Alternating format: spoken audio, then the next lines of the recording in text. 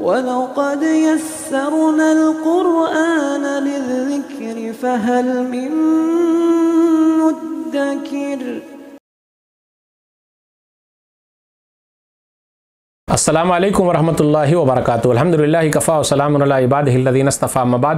محترم ناظرین اکرام، آسان درس قرآن کے اندر 14ویں پارے کا 12واں رکوع ہے، جس کے اندر سورہ نحل سورہ نمبر 16 کی 10 آیتیں ہیں، 41 سے 50 تک۔ اعوذ باللہ من الشیطان الرجیم، بسم اللہ الرحمن الرحیم۔ والذین ہاجروا فی اللہ من بعد ما غلموا لنبوئنہم فی الدنیا حسنہ ولأجر الآخرۃ اکبر لو کانوا یعلمون۔ اور جنہوں نے ظلم سہنے کے بعد اللہ کی راہ میں ہجرت کی، انہیں ہم ضرور دنیا میں اچھی جگہ یعنی ٹھکانہ دیں گے، اور یقیناً آخرت کا اجر یعنی بدلہ تو بہت بڑا ہے، کاش کہ وہ اسے جانتے۔ الذین صبروا علی ربہم یتوکلون، وہ لوگ جنہوں نے صبر کیا اور وہ اپنے رب ہی پر بھروسہ کرتے ہیں۔ وما ارسلنا من قبلک الا رجالا نوحی الیہم فاسألوا اہل الذکر ان کنتم لا تعلمون۔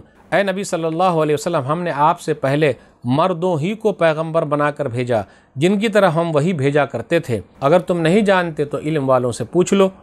بالبینات والزبر وانزلنا الیک الذکر لتبین للناس ما نزل الیہم ولعلہم یتفکرون۔ ہم نے انہیں واضح دلیلیں اور کتابوں کے ساتھ بھیجا تھا، اور ہم نے آپ صلی اللہ علیہ وسلم کی طرف یہ ذکر نازل کیا ہے، یعنی قرآن نازل کیا تاکہ آپ لوگوں کے سامنے بیان کریں جو کچھ ان کی طرف نازل کیا گیا ہے، اور تاکہ لوگ غور و فکر کریں۔ افامن الذین مکروا السیئات ان یخسف اللہ بہم الارض ویاتیہم العذاب من حیث لا یشعرون۔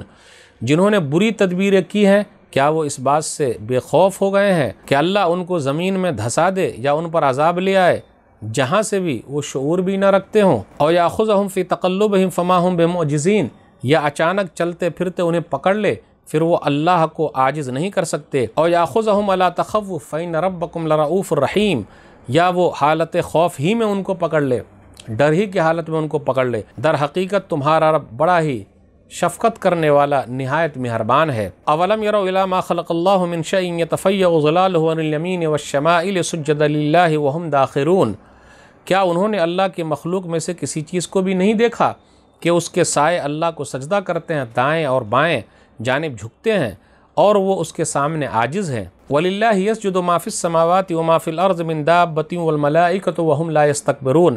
اور آسمانوں اور زمین کے تمام جاندار اللہ ہی کو سجدہ کرتے ہیں، اور فرشتے بھی، اور وہ تکبر نہیں کرتے۔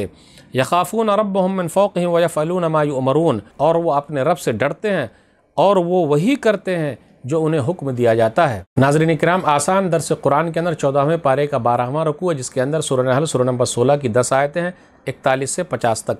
اب غور کرتے ہوئے چلے 41-42 کے اندر کیا ہے؟ مہاجروں کی فضیلت، جو اللہ کے لیے اپنا گھر بار چھوڑ دے، وطن چھوڑ دے، سب کو چھوڑ کے، مال و دولت چھوڑ کے چلا جائے تو کیا ہے ان کے لیے اللہ تعالیٰ نے بہترین ٹھکانہ رکھا ہے۔ تو جو لوگ مکہ چھوڑ کر مدینہ گئے تھے، ان کی بڑی فضیلت، بڑا مقام، اور قیامت کے دن ان کے لیے بہترین بدلہ ہے۔ اس کے بعد آگے بیان کیا جا رہا ہے 43 اور 44 پر غور کیجئے۔ تمام انبیاء بشر تھے، تمام انبیاء جو آئے ہیں وہ انسان تھے، اور تمام مرد تھے۔ کسی بھی عورت کو اللہ تعالیٰ نے نبی نہیں بنایا، رسول نہیں بنایا، پیغمبر نہیں بنایا۔ اس لیے کہا وما ارسلنا من قبلک الا رجالا نوحی، کہ ہم نے آپ سے پہلے جتنے بھی پیغمبر کو بھیجا وہ سب مرد تھے، رجال، رجلن کی جمع رجال، مرد تھے، اور ہم نے وہی کی۔ اس کے بعد اہل علم کی فضیلت کا ذکر ہے، آیت نمبر 43، فاسألوا اہل الذکر ان کنتم لا تعلمون۔ تم جاؤ پوچھ لو علم والوں سے اگر تم نہیں جانتے ہو۔ تو اس سے یہ پتہ چلتا ہے جو جس فن کا ماہر ہو اس سے وہ چیز پوچھی جائے۔ فتویٰ پوچھنا ہو عالموں سے پوچھیے، ڈاکٹری کے بارے میں پوچھنا ہو ڈاکٹر صاحب سے پوچھیے، گھر بنانا ہو انجینئر صاحب سے پوچھیے، جو جس فن کا ماہر ہو اس سے وہ چیز پوچھی جائے۔ اس کے بعد آگے ہے وَأَنزَلْنَا إِلَيْكَ الذِّكْرَ لِتُبَيِّنَ لِلنَّاسِ مَا نُزِّلَ إِلَيْهِمْ وَلَعَلَّهُمْ يَتَفَكَّرُونَ۔ اور ہم نے آپ کے اوپر ذکر یعنی قرآن کو اتارا ہے تاکہ آپ لوگوں کو کھول کھول کر بیان کر دیں۔ اس سے یہ پتہ چلتا ہے کہ نبی صلی اللہ علیہ وسلم صرف پہنچانے والے نہیں بلکہ سمجھانے والے بھی ہیں، بتانے والے بھی ہیں۔ نبی صلی اللہ علیہ وسلم کا کام قرآن کو صرف لوگوں تک پہنچا دینا نہیں تھا، بلکہ قرآن میں کیا وہ سمجھانا بھی تھا، بتانا بھی تھا، کھول کھول کر واضح کرنا بھی تھا۔ تو یہ آیت دلیل ہے ان لوگوں کے لیے جو لوگ اپنے آپ کو کہتے ہیں کہ ہم اہل قرآن ہیں، صرف قرآن کو مانتے ہیں۔ جی نہیں، وہ لوگ اہل قرآن نہیں بلکہ منکرین قرآن ہیں، قرآن کا انکار کر رہے ہیں۔ قرآن نے خود کہا کہ ہم نے ذکر آپ کے اوپر اتارا تاکہ آپ کھول کھول کر بیان کریں۔ تو نبی صلی اللہ علیہ وسلم کیسے بیان کریں گے؟